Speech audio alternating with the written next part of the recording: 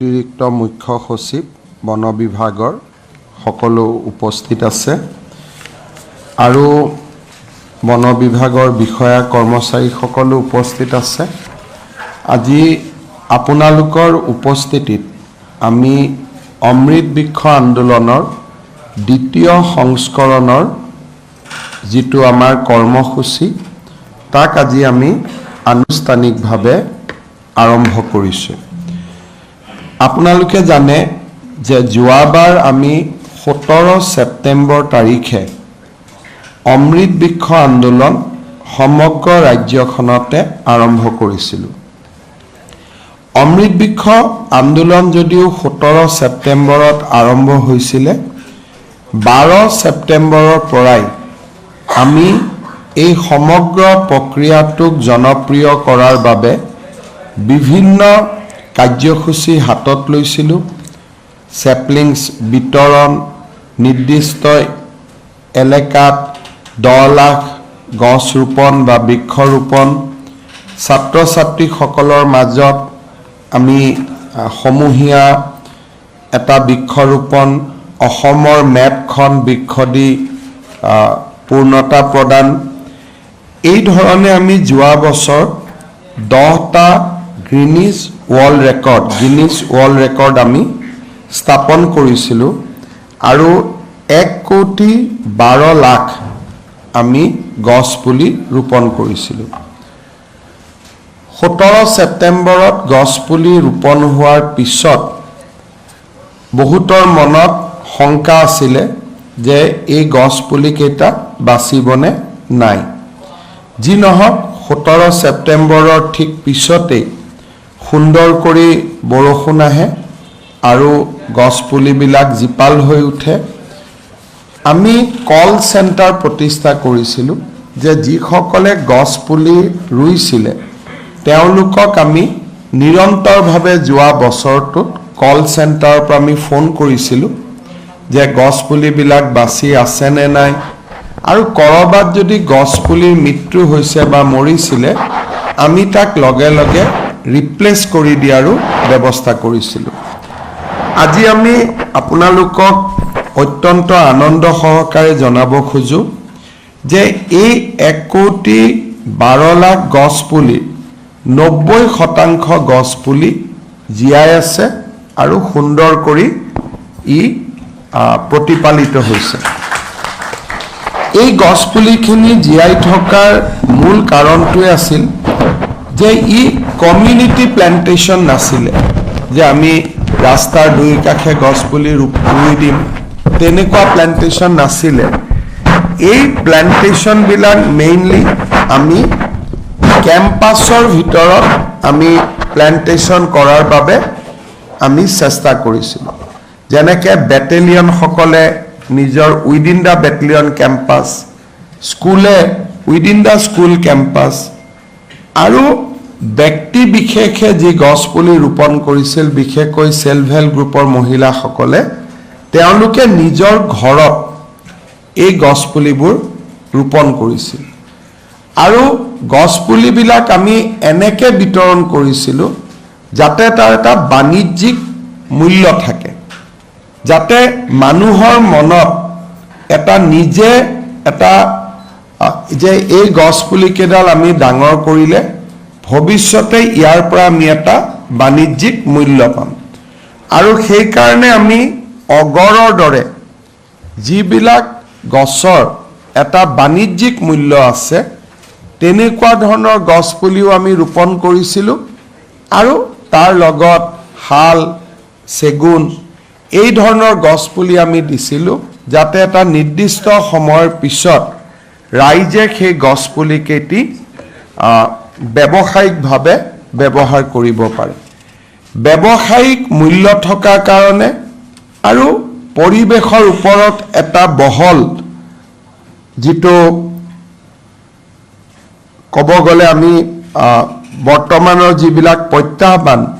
তাৰ প্ৰতি থকা বহল সজাগতাৰ কাৰণেই হওক বা গছৰ প্ৰতি মানুহৰ যিটো সহজাত মৰম, যিটো এটা সহজাত প্ৰবৃত্তিৰ দৰে গছৰ প্ৰতি মৰম, মানুহ আৰু গছৰ সম্পৰ্ক সৃষ্টিৰ আৰম্ভণিৰ পৰাই সেইকাৰণে আমি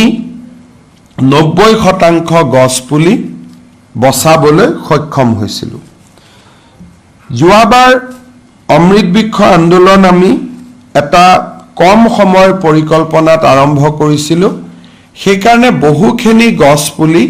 আমি প্ৰাইভেট নাৰ্সাৰীৰ পৰা নিবিদাৰ জৰিয়তে আমি কিনিবলগীয়া হৈছিল যোৱাবাৰ 17 ছেপ্টেম্বৰ অকল এটা দিনতে আমি গছ পুলি ৰোৱাৰ কাৰণে এটা সময়ত আমাৰ সাৰ্ভাৰ যি পোৰ্টেলত আমি গছ পুলি ৰোৱা ফটো দিওঁ সেইটো ক্ৰ্যাশ হৈ গৈছিল তাৰ কাৰণে আমি কিছু এটা সংখ্যাৰ মাজেৰেও কিছু সময় আমি পাৰ কৰিব লাগিছিল যেতিয়ালৈকে আমি সাৰ্ভাৰটো আকৌ এবাৰ ফিক্স কৰি নিদিও ডিস্ট্ৰিবিউশন পইণ্ট কম হোৱাৰ কাৰণে মানুহৰ যেটো গছ পুলি কোনোবা এটা স্থানৰ পৰা আন এটা স্থানলৈ লৈ যাওঁতে কিছু কষ্টৰো সন্মুখীন হৈছিল আমি আমাৰ চৰকাৰখনৰ এটা বিশেষত্ব হ'ল যে আমি পুৰণা অভিজ্ঞতাৰ পৰা শিকিবৰ বাবে যত্ন কৰোঁ অমৃত বৃক্ষ আন্দোলনৰ প্ৰথম সংস্কৰণটোত যিখিনি আমাৰ ষ্ট্ৰেংথ আৰু উইকনেছ আমি দেখা পালোঁ তাৰ পৰা আমি যোৱা বছৰটোত শিকিলোঁ আৰু কেইটামান আমি নতুন বিষয় ইয়াত সন্নিবিষ্ট কৰিলোঁ প্ৰথম আমি সিদ্ধান্ত লৈছিলোঁ যে এই বছৰ আমি গছ পুলি ব্যক্তিগতভাৱে নিকিনো বন বিভাগৰ নাৰ্সাৰীসমূহতে আমি গোটেই বছৰটো আমি গছ পুলি আমি ৰোপণ কৰি তাক ডাঙৰ কৰি অমৃত বৃক্ষ আন্দোলনৰ সময়ত তাক ব্যৱহাৰৰ বাবে আমি উপযোগী কৰি তুলিম মন্ত্ৰী চন্দ্ৰমোহন পাটোৱাৰী ডাঙৰীয়া আৰু তেওঁৰ এণ্টায়াৰ টিমটোক মই ধন্যবাদ জনাম যে এই বছৰ বন বিভাগে 4 কোটি গছ পুলি ইন হাউস অৰ্থাৎ আমাৰ নিজৰ নাৰ্সাৰীসমূহত আমি ৰোপণ কৰি তাক আমি অমৃত বৃক্ষ আন্দোলনৰ কাৰণে তাক আমি প্ৰস্তুত কৰি তুলিছোঁ ইয়াৰ উপৰিও ফৰেষ্টত যেটো দৈনন্দিন যেটো প্লান্টেশন হয় তাৰ কাৰণেও আমি অতিৰিক্তকৈ আৰু আমি সেপলিংস বা পুলি আমি ডাঙৰ কৰিছোঁ যিখিনি ফৰেষ্ট নাৰ্সাৰীৰ পৰা ফৰেষ্টতে ৰূপায়ন হ'ব আমি এটা দেখিছিলোঁ যে এটা দিনতে যদি আমি গছ পুলি ৰুওঁ গিনিজ ওয়াৰ্ল্ড ৰেকৰ্ডৰ কাৰণে যোৱাবাৰ আমি কৰিছিলোঁ কিন্তু মানুহখিনিয়ে গোটেই ডিপাৰ্টমেণ্টৰ অফিচাৰখিনিয়ে সকলো জায়গাতে হিচৰিত হৈ সকলোকে যেটো প্ৰাইভেট নলেজ বা অকনমান কেনেকে গছ পুলিডাল ৰুব লাগে কেনেকে কি কৰিব লাগে তাৰ যিখিনি ৰাইজৰ লগত এটা খুব নিকট সম্পৰ্কত আহিব লাগে এদিনৰ কাৰ্যসূচী হলে তাক কৰাটো সম্ভৱ নহয় সেই কাৰণে এইবাৰ অমৃত বৃক্ষ আন্দোলন আমি 1 আগষ্টৰ পৰা 15 আগষ্টলৈ আমি ইয়াক পৰিচালনা কৰিম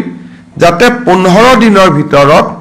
যিকোনো এদিনতে আমি গছ পুলিটো ৰোপণ কৰিব পাৰোঁ যোৱা বছৰ আমাৰ টাৰ্গেট আছিলে 1 কোটি আমি গছ পুলি ৰোপণ কৰিব পাৰিছিলোঁ 1 কোটি 12 লাখ তাৰমানে যোৱাবাৰ আমি টাৰ্গেট এক্সিড কৰিছিলোঁ সেই সফলতাত উৎসাহিত হৈ এইবাৰ আমি টাৰ্গেট 3 কোটি ৰাখিছোঁ যে যোৱাবাৰ আমি 1 কোটি গছ পুলি ৰুইছিলোঁ এইবাৰ আমি 3 কোটি গছ পুলি ৰুম আৰু ভৱিষ্যতৰ দিনত আমি আৰু গছ পুলি বেছিকৈ ৰূপায়নৰ বাবে আমি চেষ্টা কৰিম আমাৰ টোটাল টাৰ্গেটটো হল যে 10 কোটি গছ পুলি আমি 3 বা 4 বছৰৰ ভিতৰত আমি ৰোপণ কৰিব লাগে আৰু 10 কোটি গছ পুলি যদি আমি ৰোপণ কৰিব পাৰো তেতিয়ালে মই বিশ্বাস কৰো যে ইন নেক্সট 5 to 6 ইয়াৰ্স আমি পৰিবেশৰ ওপৰত এটা যথেষ্ট পজিটিভ প্ৰভাৱ পেলাব পাৰিম আৰু সমান্তৰালকৈ এটা গছৰ বাণিজ্যিকৰণ কমাৰ্শিয়ালাইজেশনৰ প্ৰক্ৰিয়া এটাও আৰম্ভ হ'ব সেই দিশৰ পৰা এই বছৰ আমি 15 দিনত আমি 4 কোটি গছপুলি ৰূপায়ণৰ বাবে আমি 3 কোটি গছপুলি আৰু 1 কোটি ৰিপ্লেসমেন্ট যাতে গছপুলি কেডাল যদি ঢুকায় বা মৃত্যু হয় লগে লগে তাক যাতে আমি ৰিপ্লেস কৰিব পাৰো তাৰ কাৰণে আমি 4 কোটি গছপুলি আমি তৈয়াৰী কৰি ৰাখিম 3 কোটি গছপুলি আমি ৰোপণ কৰিম আজি যেটো পোৰ্টেল আছে এই পোৰ্টেলটো আমাৰ কাৰণে কিয় ইম্পৰ্টেন্ট যে পোৰ্টেলত যিসকলে গছপুলি ৰুব তেওঁলোকে নিজৰ নামটো ৰেজিষ্টাৰ কৰিব ৰেজিষ্টাৰ কৰিলে গছপুলি ৰোৱা ফটোখন আমি আপলোড কৰিব পাৰিম এগেইনষ্ট দা ৰেজিষ্ট্ৰেচন নাম্বাৰ তেতিয়া আমাৰ ধাৰণা থাকিব যে হয় এওঁলোকে গছপুলিটো ৰোপণ কৰিছে আৰু সেই মানুহজনৰ নামত বা সেই ব্যক্তিজনৰ নামত এই গছপুলি কেডাল অংকিত হ'ব আৰু 16 বা 17 তাৰিখে পুলিবিলাক আৰ্টিফিশিয়াল ইন্টেলিজেন্সৰ জৰিয়তে আমি ক্যালকুলেট কৰি আমি আপোনালোকক ক'ব পাৰিম যে এক্সাক্ট কিমান গছপুলি ৰোপণ কৰা হ'ল এতিয়া আমাক বহুতে প্ৰশ্ন কৰিব পাৰে যে 1 কোটি 12 লাখ কেনেকৈ হ'ল কোনোবাই ৰিপৰ্ট দিছে নেকি ৰিপৰ্ট নহয় যোৱাবাৰৰ ৱেবছাইটত যদি আমি এআই জৰিয়তে আমি ক্যালকুলেট কৰি দিও ফটো বিলাক ক্যালকুলেট কৰি দিলে আমি 1 কোটি 12 লাখত আমি উপনীত হ'ব পাৰো ৰিপৰ্ট আৰু ফটো দুইটা ম্যাচ কৰি যায় সেই কাৰণে আমি এই পোৰ্টেলটো আজি ইয়াতে উদ্বোধন কৰিছো আপোনালোকে জানে যে প্ৰধানমন্ত্ৰী নৰেন্দ্ৰ মোদী ডাঙৰীয়াই এটা আহ্বান জনাইছিল যে এক পেৰ মা কে নাম অৰ্থাৎ মোৰ মাৰ জন্মদিনৰ দিনা এডাল গছপুলি মই ৰূপায়ণ কৰিব পাৰো সেই গছপুলিডাল মাৰ জন্মদিনৰ দিনাও আমি কৰিব পাৰো অমৃত বৃক্ষ আন্দোলনৰ সময়তো আমি কৰিব পাৰো সেই কাৰণে যিসকল ব্যক্তিয়ে সাধাৰণতে আমি এই প্ৰগ্ৰামটো ASHA worker anganwadi worker SHG member educational institute police department tea garden government officer এই সকলক আমি ইনভলভ কৰো এইবাৰ আমি army air force Assam rifles ডিফেন্সকো আমি ইনভলভ কৰিছো আৰু লগত যিসকল ব্যক্তিয়ে প্ৰধানমন্ত্ৰী মোদী ডাঙৰীয়াৰ এক পেৰ মা কে নাম এই কাৰ্যসূচীত নিজক জড়িত কৰিব খোজে তেওঁলোকে ব্যক্তিও যদি এই কোনোবা এসএইচজিৰ মেম্বাৰ নহয় কোনোবা স্কুলৰ ষ্টুডেন্ট নহয় কলেজৰ ষ্টুডেন্ট নহয় কোনোবা অঙ্গনবাড়ি নহয় আশা নহয় পুলিশ নহয় ডিফেন্স পাৰ্সনেল নহয় এনজিও নহয় মই এজন ব্যক্তি কিন্তু সেই ব্যক্তিজনেও পোৰ্টেলত ৰেজিষ্টাৰ কৰাৰ কাৰণে সুবিধা পাব এই গোটেই আন্দোলনটো আমি বিভিন্ন ফৰেষ্ট ডিপাৰ্টমেন্টে বিভিন্ন সংস্থাৰ সৈতে জড়িত হৈ ৰূপায়ণ কৰে ইয়াত এই যেটো জনভাগিদাৰিত্ব ইয়াৰ মূল কেন্দ্ৰবিন্দু হ'ল নগৰীয় আত্মসহায়ক গোট আৰু গাঁৱৰ আত্মসহায়ক গোট এলপি আৰু ME school high school higher secondary school college university ইয়াৰ পিছত আমি সকলোকে টাৰ্গেট কৰি দিয়া আছে যে ৰুয়েল এসএইচজি মেম্বাৰ এজনে কেইটা গছপুলি ৰুব এলপিএমই প্ৰত্যেকখন স্কুলত 35 ডালকৈ গছপুলি ৰুব লাগিব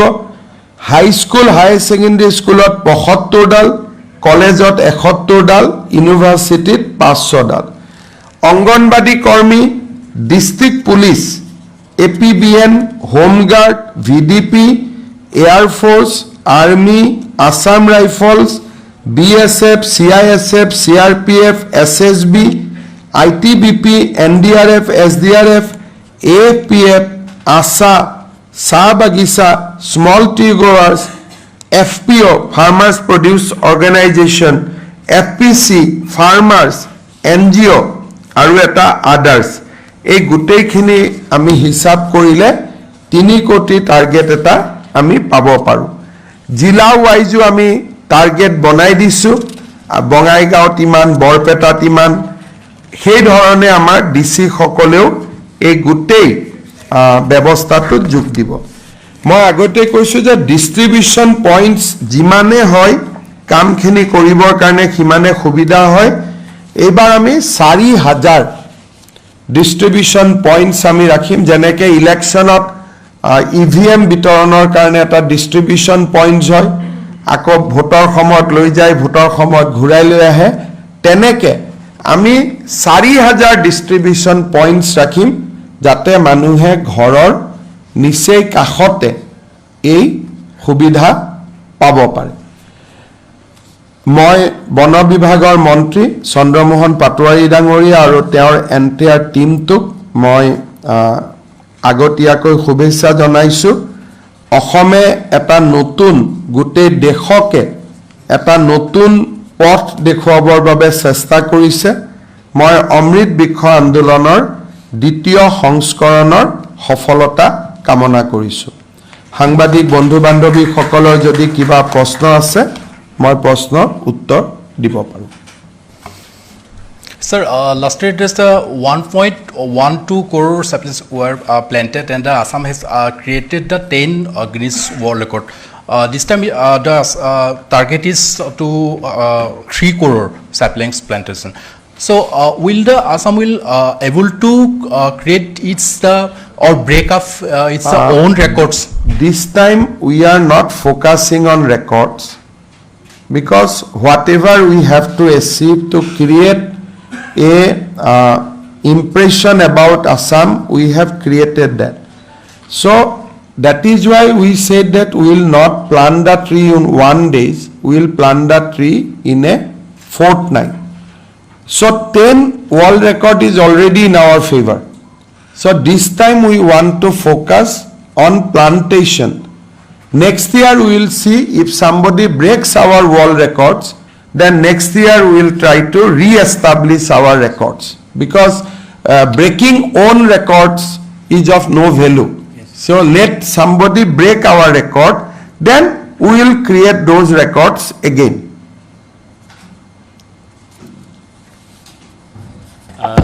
Mr. Chief Minister,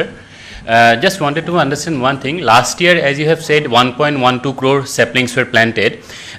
Out of that, has the state government or the forest department made any assessment that out of those 1.12 saplings, how many actually survived and how many 90%. We keep on doing assessment every day. We have set up a call center. We keep on calling people. We keep on visiting people. So throughout the year, our assessment is that 90% of the tree has survived out of this 1.12 crores. And you can also join in when we call from call center, you can also listen to those calls, how people are enthusiastic. Still they are maintaining the tree. Sometime I'll request forest department, then when we operate the call center, we can invite 1 or 2 journalists also so they can hear those enthusiastic voice by themselves. মুখ্যমন্ত্ৰী মহোদয় এটা অভিযোগ আহিছে যোৱা বছৰ 6খন ব্যক্তিগত নাৰ্চাৰীয়ে অমৃত বৃক্ষ আন্দোলনৰ নামত 23 কোটি টকা মানে সৰকাই লৈ গ'ল বুলি এটা অভিযোগ উত্থাপন হৈছে এজন ব্যক্তিয়ে আৰটিআই কৰিছিল বিষয়টো সন্দৰ্ভত খুব 23 কোটি টকা বুলি কথা নহয় এডাল 1 কোটি যদি গছপুলি ৰুৱে এডাল গছপুলিৰ দাম 20 টকা 22 টকা বজাৰত হয়ে গতিকে বস্তু ললেতো তাৰ দামটো আমি দিবই লাগিব এটো সৰকাই লৈ যোৱা নহয় তেওঁলোকৰ শ্ৰমৰ ফল সেইটো আমি টেন্ডাৰ কৰিছো টেন্ডাৰত তেওঁলোক L1 হৈছে গতিকে মই নাভাবো যে গছপুলি নাৰ্সাৰী মালিকসকলক সৰকাই লৈ যোৱা আদি শব্দ কিমান যোগ্য যেনেকে আপোনালোকে দৈনন্দিন আপোনালোকৰ পেপাৰখন বিক্ৰী কৰে এটা যদি কোনোবাই কয় মালিকে টকাটো সৰকাই লৈ গল হেতুটো নহব ন এটোটো শ্ৰমৰ মূল্য গতিকে মই ভাবো যে তেওঁলোকক আমি টেন্ডাৰ কৰিছো কম সময়ৰ ভিতৰত 1 কোটি গছপুলি দিছে একোটা অগৰগল গছৰ পুলি আজি দিনত বজাৰত 22 টকা 23 টকা এটো ৰেটে হয় তাত সৰকাই লৈ যোৱাৰ কথাটো কৰ পৰা আহিলে আৰু গছপুলি দিছেও চবৰে ফটো আছে, পৰ্টেলত ফটো উঠিছে, গছপুলি গন্তি কৰিব পাৰি, 1,12,00,000 গন্তি হৈ যায়। গতিকে মইতো নাভাবোঁ যে সৰকোৱা শব্দটো কিমান উচিত। সেইটো শ্ৰমৰ মূল্য হয়, গভৰ্ণমেণ্টক ফ্ৰী কোনে দিব? সেইকাৰণে এইবাৰ আমি চৰকাৰৰ টকা খৰচ যাতে কমাব পাৰোঁ, সেইকাৰণে আমি এইবাৰ নিজৰ নাৰ্চাৰীতে আমি গছপুলিবোৰ ৰুইছোঁ। যোৱা বছৰ কম দিনত সম্ভৱ নাছিল। অন্য এটা প্ৰসংগ মুখ্যমন্ত্ৰী মহোদয়, নুমলীগড় শোধনাগাৰত কেইদিনমান পূৰ্বে এটা হাতী মৰিছিল আৰু সেই আৱাসিক এলেকাত হাতীটো মৰাৰ পিছত বিদ্যুৎস্পৃষ্ট হৈ মৰাৰ পিছত তাতেই পুতি ৰখা হৈছিল আৰু আজি বন বিভাগে হাতীটো খান্দি মৰণোত্তৰ পৰীক্ষা কৰিছে। NRL কৰ্তৃপক্ষৰ বিৰুদ্ধে কিবা ব্যৱস্থা গ্ৰহণ কৰিব নেকি? আমাৰ ৱাইল্ড লাইফ এক্ট আছে, গতিকে যেতিয়া এনেকুৱা ধৰণৰ ঘটনা চকুত পৰে ৱাইল্ড লাইফ এক্ট মতে ব্যৱস্থাটো ল'বই লাগিব। এইটো it is a normal course. গতিকে যিকোনো বন্য জন্তু যদি হত্যা হয় তেতিয়াহ'লে তাৰ ছেকশ্যন আছে ৱাইল্ড লাইফ এক্টত, গতিকে ছেকশ্যন মতে ডিপাৰ্টমেণ্টেটো কাম কৰিবই। মুখ্যমন্ত্ৰী মহোদয়, অসমৰ মাটিত তাৰমানে কিমান গছপুলি ৰোৱা সম্ভৱ হ'ব? বন বিভাগে কিবা জৰীপ চলাইছে নেকি? আমি 10 কোটি গছপুলি 3-4 বছৰৰ ভিতৰত ৰোৱাৰ কাৰণে প্ৰচেষ্টা কৰিছোঁ। তাৰমানে এনেইতো ফৰেষ্টততো বহুত গছপুলি ৰুব পাৰি। আপোনালোকে মই অহা মাহত লামডিঙত যাম। এভিকশ্যনৰ পিছত লামডিং ফৰেষ্ট আৰু নগাঁৱৰ ব্ৰহ্মপুৰত এখন কি ফৰেষ্ট আছিল, হাতী যে ঢুকাইছিলে, লামডিং আৰু কন্দলি আৰু লামডিঙত আমি বহুত গছপুলি ৰুইছোঁ অলৰেডি। ময়ো চাব যাম 2 এদিনতে। গতিকে অসমত 36% ফৰেষ্ট কাভাৰৰ এৰিয়া আছে, 2% আমি বঢ়াব খোজোঁ। গতিকে 36 to 2%, তাৰমানে 78,000 যদি আমাৰ স্কুৱেৰ কিলোমিটাৰ আমাৰ টোটেল এৰিয়া, 780 1,500 স্কুৱেৰ কিলোমিটাৰ আমি নতুনকৈ গছপুলি ৰোপণ কৰাৰ আমাৰ লক্ষ্য। কিন্তু ই এটা দীঘলীয়া লক্ষ্য, সময় লাগিব। কিন্তু মই ভাবোঁ যে আমি অন্ততঃ এটা প্ৰচেষ্টা আৰম্ভ কৰিছোঁ। আজিলৈকে অসমত কোনো এই কামবিলাক কৰা নাছিলে, আমি অন্ততঃ আৰম্ভ কৰি দিলোঁ আৰু 3-4 বছৰত আমি 10 কোটি গছপুলি ৰুই ল'ম। Sir, any estimation of the total participation in this year? This year, our participation will be, we have a tentative list. We'll have, generally we are calculating, we'll 50 lakhs. Basically, जैसे we have 37 lakhs SHG rural. So that 37 lakhs you can count. Then SHG urban is 3 lakhs. LPME school student, again that there is a calculation that 39,000 LPME schools are there. High school 5,153. So like we have calculated, we will have 50 lakhs individual participation, but within that 50 lakhs there are many. When we said that college will calculate one, but within college many students will participate, so that we will able to know the exact number of participants on the day of portal, that how much actually people has joined. But we are estimating 50 lakhs people will participate. মুখ্যমন্ত্ৰী মহোদয়, আপুনি যদিও বা 90% গছপুলি জীয়াই আছে বুলি কৈছে, তথাপি কিন্তু বহু ঠাইত আমালৈ যিসমূহ বাতৰি আহে তাত আমি দেখিছোঁ যে প্ৰতিপালনৰ অভাৱত বহু গছপুলি মৰি গৈছে। চব প্ৰতিপালন কোনে কৰিব? মোৰ নিজৰ ঘৰতে আছে। আৰু মই যেতিয়া মহিলাসকলক গৈ সোধোঁ যে বাইদেউ গছপুলি কেইডাল আছে নাই, বোলে ধুনীয়াকৈ ডাঙৰ হৈছে। গতিকে আপোনালোকে যদি প্ৰথম কথা, গছপুলিডাল মাৰিব কোনে? আমাৰ অসমীয়া মহিলাই গছপুলিডাল মাৰিব জানো? গতিকে সমস্যা হৈছে যে আপোনালোকক যোনে বাতৰি দিয়ে তেওঁলোকে আমাৰ আই মাতৃসকলৰ ওপৰত প্ৰশ্নবোধক চিন আনি দিয়ে। গছপুলিডাল কোনো চৰকাৰী জেগাতো ৰোপণ হোৱা নাই, আপোনাৰ মায়ে 2ডাল গছপুলি ৰৈ গৈছে। তো এতিয়া আপোনাৰ মাক আপুনি বিশ্বাস কৰিবনে আহি থকা বাতৰিখিনিক বিশ্বাস কৰিব? কাৰণ যোৱাবাৰ গছপুলি ৰোপণ কৰিছে আমাৰ সেল্ফ হেল্প গ্ৰুপৰ 39 লাখ মহিলাই। তেওঁলোক আমাৰ মা হয়। যেতিয়া মাসকলে কৈছে যে মোৰ গছপুলি দুডাল জীয়াই আছে, এইটোতো কোনো কন্ট্ৰেক্ট নহয় যে আমি টকা দি থৈ দিছো গছপুলি কেইডাল জীয়াই থাকিবৰ কাৰণে। যেতিয়া মায়ে কৈ দিয়ে গছপুলি জীয়াই আছে, মাৰ ওপৰততো আমাৰ সমাজত আৰু প্ৰশ্ন নহয়। মায়ে সৰ্বোচ্চ, মাৰ ওপৰত কোনোবাই প্ৰশ্ন কৰে জানো? যদি অসত্যও কৈছে সত্য বুলিয়ে মানিব লাগিব, কাৰণ মাৰ ওপৰততো প্ৰশ্ন নহয়। ৰেঞ্জাৰৰ ওপৰত প্ৰশ্ন হ'ব, DFৰ ওপৰত প্ৰশ্ন হ'ব, কিন্তু এই গছপুলি কেইডাল আপোনাৰ ঘৰত লগোৱা হৈছে, এটা কোন মায়ে ফাঁকি দিব কওকচোন? ফাঁকি দি কি লাভ আছে তাৰ পৰা? সেইকাৰণে আপোনালোকে আন্দোলনটোৰ বিষয়ে মই সেইকাৰণে বুজাই দিছো যে এই চৰকাৰী কেম্পাছত ৰোপণ কৰা নহয়, আপোনাৰ মোৰ ঘৰত। আৰু ঘৰত ৰোপণ কৰা বস্তু এটা কোনেনো মাৰি পেলাব? আমাৰ অসমীয়া মানুহ ইমানটো নিৰ্দয় হোৱা নাই এতিয়ালৈকে। ভাবে নেকি আপোনালোকে ইমান নিৰ্দয় হৈছে বুলি? গতিকে সেইকাৰণে মই ভাবো যে এই চ'ৰ্চবিলাক অলপ গণ্ডগোলীয়া source. Mr. Chief Minister, is the state government also surveying barren and enclosed land which has been freed for social forestry measures? We are doing it like Kaziranga, Bura Sapori. Bura Sapori we have evicted. Now entire area has been given to compensatory plantation. Lamding forest we have evicted. Now plantation is going on. Pova forest we have evicted. That is going on. One, because of eviction we are getting land and we are planting trees.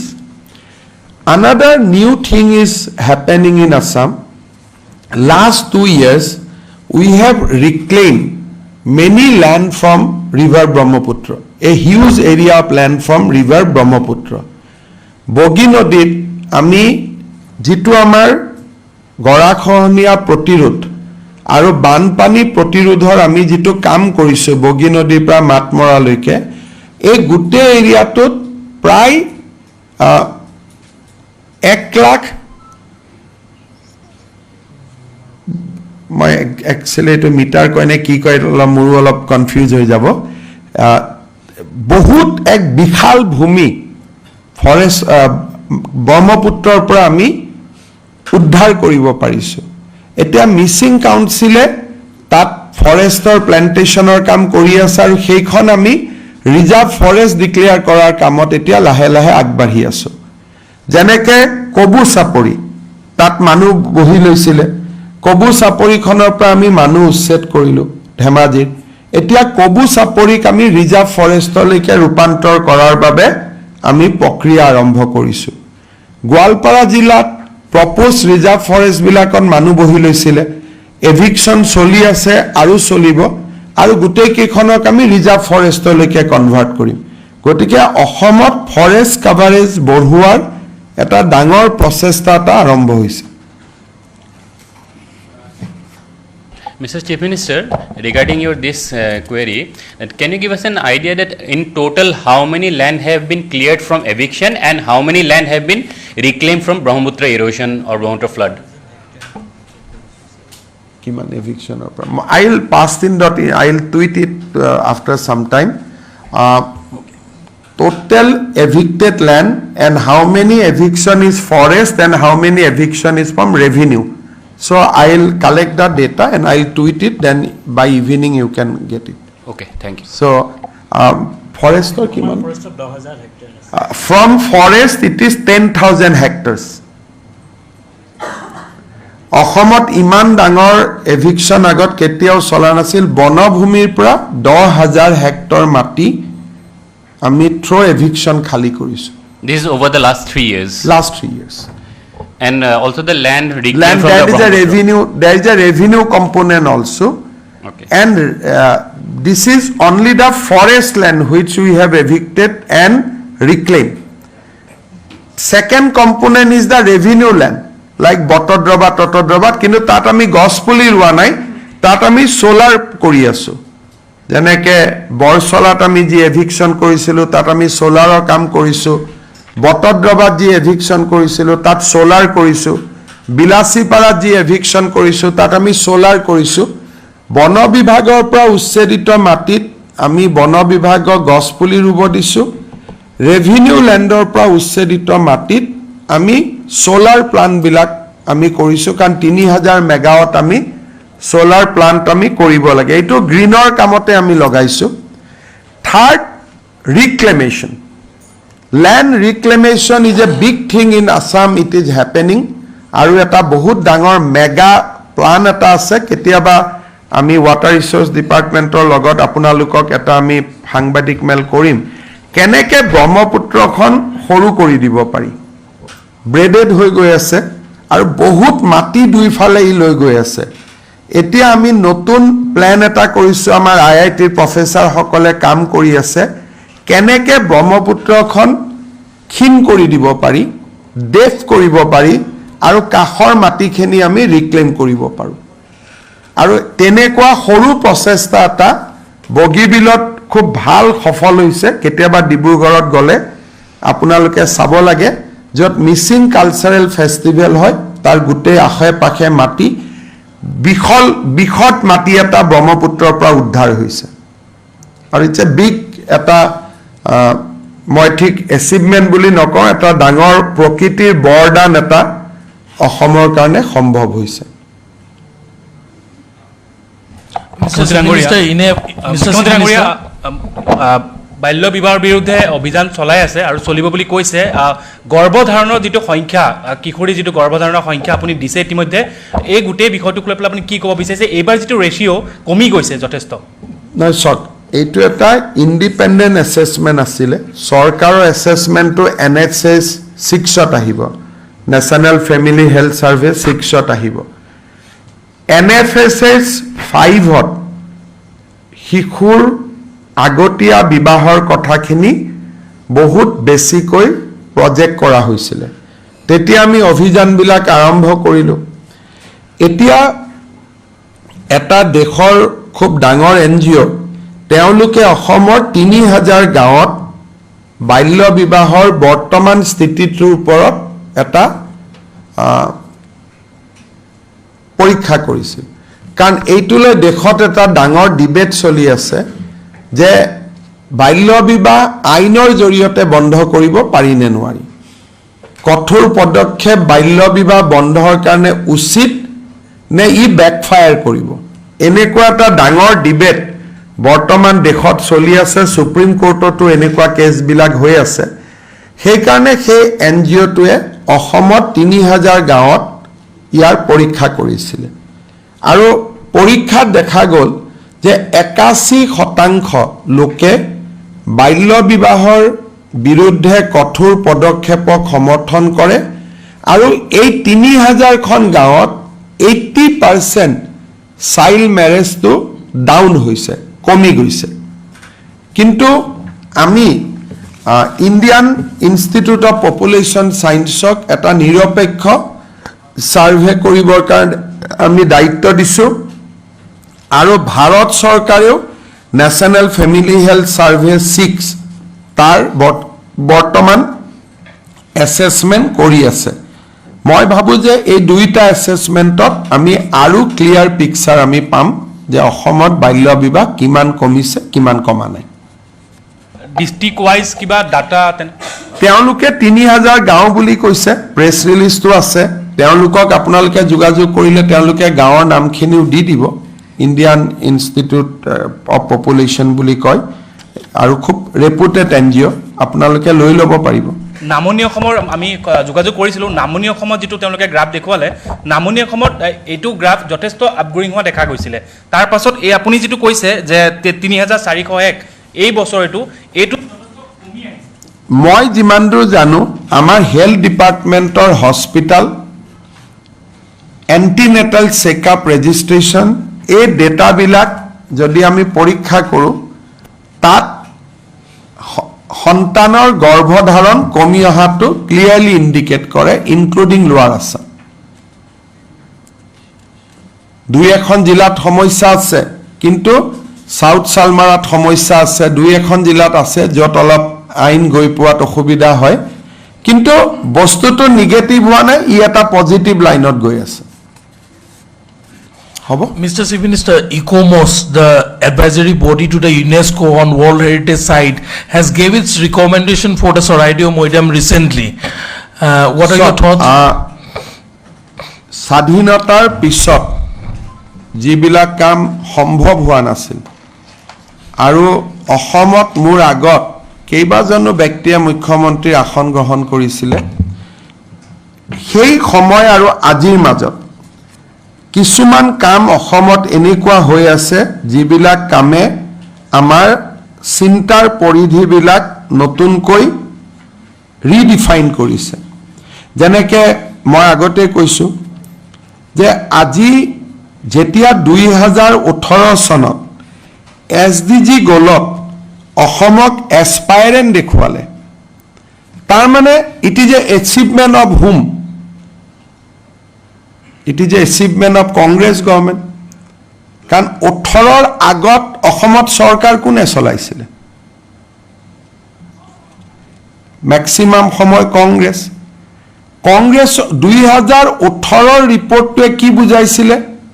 যে কংগ্ৰেছৰ দিনৰ দেশৰ পৰিৱেশ বুজাইছিলে কাৰণ সোণোৱাল ডাঙৰীয়াটো মাত্ৰ 2 বছৰ হৈছিলে দৰিদ্ৰতাটো 2 বছৰত নাবাঢ়ে কিন্তু তাৰ পিছত আহি আমি 2023ত ফ্ৰণ্ট ৰেংকিং হলো 16ৰ পৰা 23ৰ ভিতৰত আমি 18ৰ আগত স্বাধীন হোৱাৰ সময়টো আপোনালোকে ক্যালকুলেট কৰক 60-62 বছৰৰ অভিশাপৰ পৰা আমি অসমক মুক্ত কৰিলো চৰাইদেউ ঐতিহ্য ক্ষেত্ৰ হ'ব লাগে সকলো মুখ্যমন্ত্ৰীয়ে কৈ আছিল কিন্তু আজি মই ক'ব পাৰো যে আমাৰ কাৰ্যকালত ই বাস্তৱায়িত হ'ব গৈ আছে অকল মোদী ডাঙৰীয়াৰ প্ৰচেষ্টাৰ কাৰণে যে তেওঁ ইণ্ডিয়াৰ পৰা ই সিংগল নমিনেশ্যন কৰিলে সাৰনাথক গুচাই থৈ তেওঁ চৰাইদেউক আগুৱাই দিলে There was 2 proposals, Sarnath and Soraideo. তেওঁ সাৰনাথক পিছত থৈ চৰাইদেউক নমিনেট কৰি দিলে ইণ্ডিয়া এবাৰ ইউনেস্কোৰ অধ্যক্ষ Gajen Singh Shekhawat will preside over the UNESCO meeting. India is chairperson. গতিকে obviously মই ভাবো যে চৰাইদেউ ঐতিহ্য ক্ষেত্ৰলৈ ৰূপান্তৰ হ'ব মাজুলীত ব্ৰিজ লাগে সবে কৈ আছিলে কৰিলে কোনে গুৱাহাটী উত্তৰ গুৱাহাটীৰ মাজত দলং লাগে দাবী আছিল কৰিলে কোনে গতিকে আমি ৰাইজৰ কাৰণে ৰাষ্ট্ৰৰ কাৰণে সমৰ্পিত আৰু নতুন মাইলৰ খুঁটা আমি প্ৰতিষ্ঠা কৰি গৈ থাকিম স্যাৰ ৰাজনৈতিক কথা এটা সুধিব বিচাৰিছো চিফ সেক্ৰেটাৰী আছে তেওঁলোকক কিয় এম্বাৰেছ চৰাইদেউ মৈদামৰ তেওঁলোকক আপোনালোকে যেতিয়া প্ৰশ্নবোৰ সোধে তেওঁলোকে হাঁহিলেও অপজিশনে ক'ব যে হাঁহি দিলে ফটোখন ৰাখি পেলাই তেওঁলোকক পিছত ক'ব আপুনিও পলিটিক্যাল হৈ গ'ল তেওঁলোকক ফোন কৰে গধূলি আকৌ বেয়াকৈ কয় গতিকে মইতো উত্তৰ দি থাকিম মোৰতো একো নাই হয় তেওঁলোকক বিদায় দি লওঁ তেতিয়া আপোনালোকে সোধক কিন্তু তেওঁলোকৰ উপস্থিতিত ৰাজনৈতিক কথা সুধিলে দে ফিল এম্বাৰেছ আমি সিভিল সাৰ্ভিসৰ নিউট্ৰেলিটিটো আমি মেইনটেইন কৰিব লাগে সেইকাৰণে মোৰ আপোনালোকলৈকে অনুৰোধ যদি মোক পলিটিক্যাল প্ৰশ্ন সুধিবলৈ মইতো এনি টাইম ৰেডি আপোনালোকে কৈ দিব মই তেওঁলোকক বিদায় দি দিম তেওঁলোকৰ উপস্থিতিত আপোনালোকে ইটোৰ কথা সুধিব তেখেত মানুহ মাত্ৰে এইটো ৰিয়েকশ্যন হ'বই কোনোবাই হাঁহিব কোনোবাই অলপমান মুখখন গঠুৰ কৰিব মুখৰ এক্সপ্ৰেছনটো বদলিবই হেতুৱে টিভিত ওলাব আৰু কোনোবা এজনে গধূলি তেওঁলোকক টেলিফোন কৰিব গতিকে আমি সিভিল সাৰ্ভেন্টক নিউট্ৰেল হৈ থাকিব দিব লাগে সকলোৰে কাৰণে ভাল পলিটিক্স আহিব যাব সিভিল সাৰ্ভেন্টটো সদায় থাকিব সৰকাৰী ৰিলেটেড যি আছে খুদক পলিটিক্যাল নুখুদিব চৰাইদেউ মৈদামৰ আৰু চৰকাৰৰ ভাল বেয়া তেওঁলোকো সমভাগী গতিকে চৰকাৰী কুৱেশ্যনত কোনো অসুবিধা নাই স্যাৰ চৰকাৰী বুলি কৈছে যেতিয়া 40% মুছলিমৰ পপুলেশ্যনৰ কথা এটা এইটো ডেটা হয় সেই ডাটাটোৰ বিষয়ে অকমান ক'ব নেকি স্যাৰ ডাটাটো একো নাই 2011ত 36% গতিকে 10ৰ পৰা 11ত কিমান পাৰ্চেণ্ট বাঢ়িলে 11ৰ পৰা 21 কিমান পাৰ্চেণ্ট বাঢ়িব 21ৰ পৰা 31 কিমান পাৰ্চেণ্ট বাঢ়িব এটা এটা ষ্টেটিষ্টিক্যাল স্যাম্পলিং হয় এটো ডেটা আপুনিও গৈ গুগলত মাৰি ল'ব পাৰে 11ত অসমত মুছলিম কিমান আছিল 1ত কিমান আছিল 1991ত কিমান আছিল 1981ত কিমান আছিল প্ৰত্যেক বছৰে কিমান পাৰ্চেণ্ট বাঢ়ি আছে প্ৰত্যেক 10 বছৰত মুছলিম পপুলেশ্যন অসমত 29% কৰি বাঢ়ি আছে 35 আছিলে 34 হ'ল 29 হ'ল কিন্তু ৰাফলি প্ৰত্যেক 10 বছৰৰ মূৰে মূৰে 30% 29/30 30% মুছলিম বাঢ়ি আছে 1,40,00,000 মুছলমান আছিলে 2011 সো 30% বাঢ়িলে কিমান হ'ল নেক্সট 30% বাঢ়িলে কিমান হ'ল হিন্দু বাঢ়িছে 16% গতিকে প্ৰত্যেক 10 বছৰত ইন কম্পেয়াৰ টু মুছলিম হিন্দু মুছলিম 16% বাঢ়ে গতিকে 16% হলে কিমান হ'ব 1,40,00,000 আছে 16% হলে 22 লাখ প্ৰত্যেক 10 বছৰৰ মূৰত 22 লাখ মুছলিম অসমত বাঢ়ে গতিকে 2011 পৰা 21ত 22 লাখ বাঢ়িলে 21ৰ পৰা 31ত 22 লাখ 31ৰ পৰা 41ত 22 lakh then they become majority এটো এটা পৰিসংখ্যা যেটো মই কোৱা কাৰণে হিমন্ত বিশ্ব শৰ্মাই কৈছে এনেকুৱা লাগি আছে মই কোৱা নাই ইন্ডিয়ান সেন্সাসে কৈ আছে এটো মূৰ কোৱা তথ্য নহয় এটো গতিকে আপোনালোকেও যদি যিকোনো কুল মাইন্ড লৈ কম্পিউটাৰটোত বহি লয় আৰু এটো এবিলাক পাবলিশ ডাটা হিন্দু কিমান মুছলিম কিমান খ্ৰীষ্টিয়ান কিমান বৌদ্ধ কিমান জৈন কিমান these are published data প্ৰকাশিত পৰিসংখ্যা হয় ইয়াত মই বনাবলগীয়া একো নাই মোৰ ডাটা নহয় এটো অসমৰ বাস্তৱ যে 2041 চনত অসম এখন মুছলিম মেজৰিটি ষ্টেট হ'ব হেতুত কোনো না আপুনি ৰাখিব পাৰে না মই ৰাখিব পাৰো এটা বাস্তৱ হেতুৱে কথা চৰাইদেউ মৈদামৰ প্ৰসংগৰ কথা কৈছে আপুনি আৰু যোৱাকালি চৰাইদেউ জিলা বন্ধ দিছে অন্তৰ্ভুক্তিটো শিৱসাগৰত অন্তৰ্ভুক্তি কৰাৰ কথা আছিল কিন্তু বন্ধ দিয়াৰ কাৰণে আমি দেৰিকৈ কৰিব লাগিব কাৰণ বন্ধ দিলে কৰি দিলে আৰু 10টা অসমত বন্ধ হ'ব মানে চৰাইদেউ জিলাতে না আমাৰ ইচ্ছাটো আছিলে মই লিখিও দিছিলো বন্ধৰ আগদিনা যে ইটোলৈ আমি খুব সোনকালে সিদ্ধান্ত লম কথা না মানি বন্ধ কৰিলে এটা বন্ধ কৰিলে যদি আমি এটা কৰো তেলে আৰু 10টা বন্ধ কালিৰ পৰা হৈ যাব অসমত গতিকে চৰাইদেউটো অসমতে আছে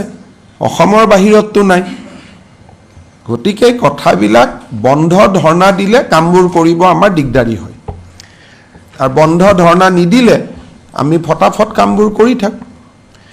Mr. Chief Minister, regarding this population thing that you have just mentioned, so does it also signify a failure of the population family planning thing from the government?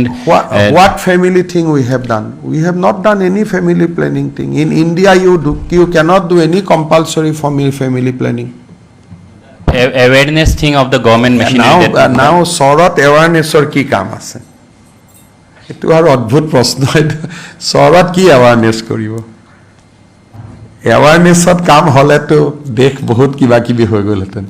সেইকাৰণে আমি এৱাৰনেছো নকৰো তাত এৱাৰনেছ কৰি কি লাভ আছে উপায় নাই নেকি উপায় কিছুমান উপায় আমি কৰিছো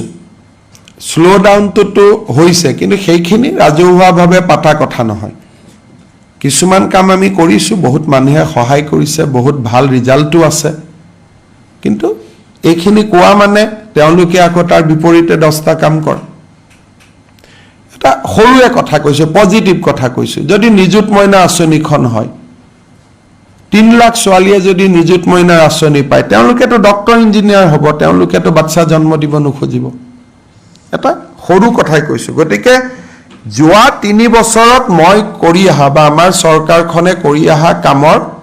ৰিজাল্ট এটা পাম কিন্তু সমস্যাটো ইমান ডাঙৰ হাতীৰ কাষত বাওনা এজনে থিয় হলে জিতু হয় তেনেকুৱা অৱস্থা মোৰ নহয় না তেনেকুৱা টেন্ডেন্সিটো কি মানে এতিয়া কিন্তু সঁচা কথা ক'বলৈ গ'লে সকলো ক্ষেত্ৰতে সকলোৱে দেখি আছে সকলো ক্ষেত্ৰত তেওঁলোকে পাৰ্গত কিন্তু আপুনি জনসংখ্যাটো যাৰ বেছি তাকটো বেছি দেখিবই সকলোতে মোৰ জনসংখ্যা 40 আপোনাৰ জনসংখ্যা 20 গতিকে 40 মানুহকেতো আপুনি দেখিব আপোনাৰটো লৰাই নাই অসমীয়া মানুহৰ জনসংখ্যা এটা বা দুটা আমি ইংৰাজী স্কুলত পঢ়াইছো অসমীয়া স্কুলত পঢ়াইছো ডক্টৰ কৰিব খুজিছো প্ৰফেসৰ কৰিব খুজিছো কোনোবাইতো গাড়ী চলাব লাগিব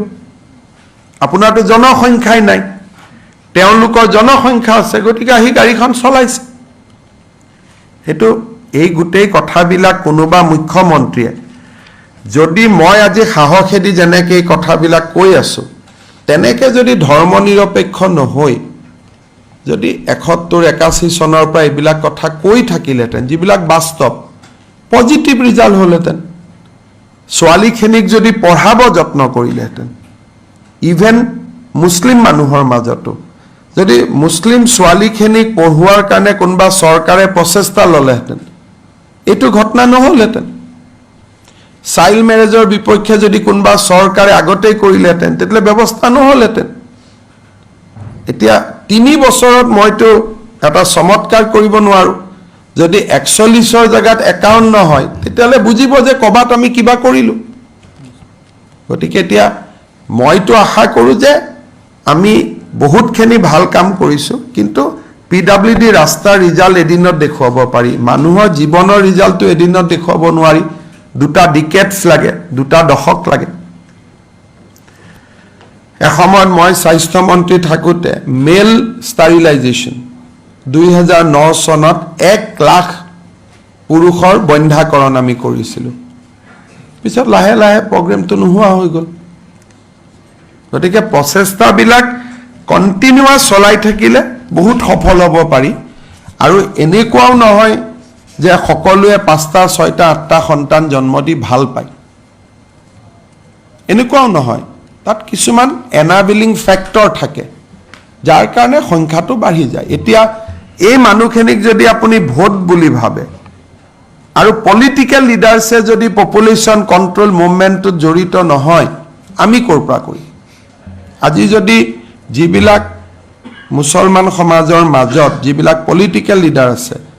নিজৰ তেওঁলোকৰ 2টা সন্তান কিন্তু তেওঁলোকে গাঁৱত গৈ এইটো ভাষণ নিদিয়ে যে আপোনালোকৰ সন্তানটো 2টা ৰাখিব মই ক'লেতো মোক নামানে নহয় মোকতো শত্ৰু বুলি ভাবিব যাক বন্ধু বুলি ভাবে তেওঁলোকে সামাজিক দায়িত্বটো ল'ব লাগিব না সেইটোৱে হৈছে কথা এইকাৰণে এটা অৱধাৰিত যিটো হৈ আছে ঘটনা যে পপুলেশ্যনৰ এটা সবে মোক সুধি আছে হিমন্ত বিশ্ব শৰ্মাই ভুল তথ্য দিছে মই ক'ত তথ্য দিছে এটা মোৰ তথ্য নহয় বৰপেটাত গ'লেই তথ্যটো গম পাব